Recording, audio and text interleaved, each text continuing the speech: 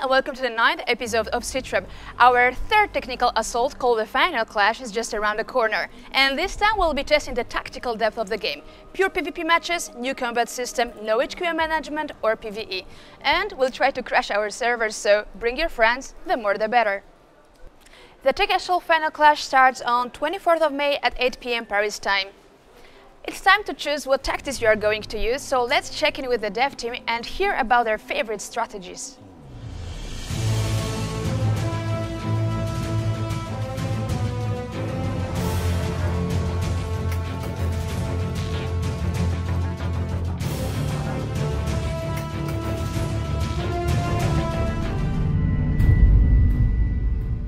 I like to strike first. Hit my enemy as fast as possible, push through to my objective right away.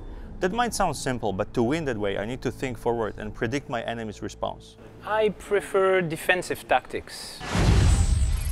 I'm more comfortable waiting to see how my opponent is going to deploy his first set of troops before I engage. This gives me the advantage of fighting closer to my own base turrets, as well as being able to counterattack more quickly.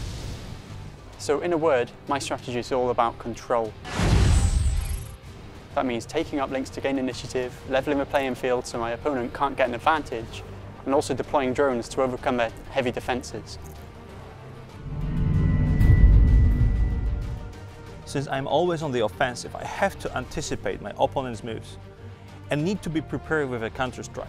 Such offensive strategy is very effective on a small map like city ruins or frozen airbase with less and shorter lanes. This will make direct rush attack to enemy base much faster, and your enemy may not have enough time to gather a perfect counter-strike. So, contrary to the aggressive tactics in big maps like a frozen city or village, there are long lanes. And it's the best fit for defensive strategy.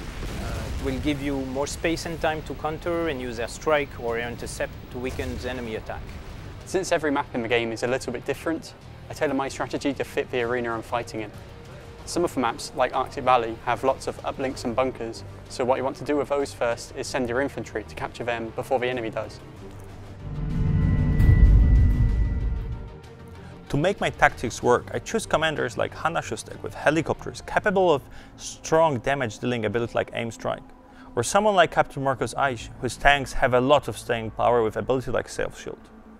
I am especially fond of air support units. Lieutenant Victor Martel's attack aircrafts have devastating heavy damage attacks, while Captain Dietrich Steinbach transport helicopters can quickly deliver tanks and infantry up to the front lines. So the real trick to this strategy is to counter an opponent's infantry unit, making it difficult for them to capture too many uplink and gain enough initiative to overwhelm me.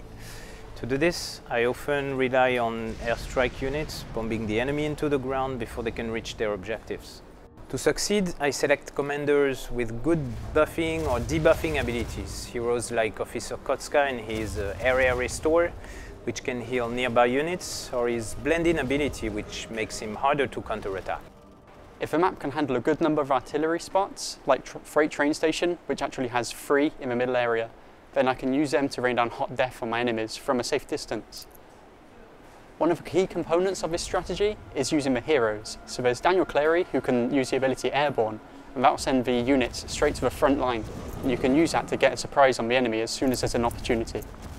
Sometimes I actually take 2 full air support units into battle. This is so that I can move my equipment into position really quickly and easily.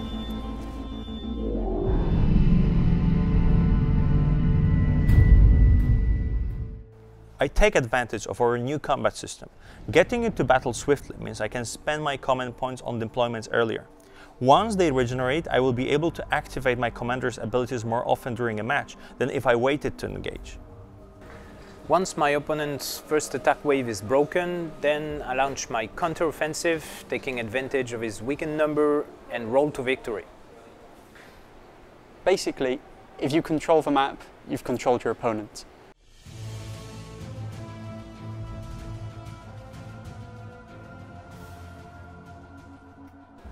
In the Final Clash there will be 9 unique PvP maps for all generals to battle on, and each map will have its own specialty to take advantage of a certain strategy.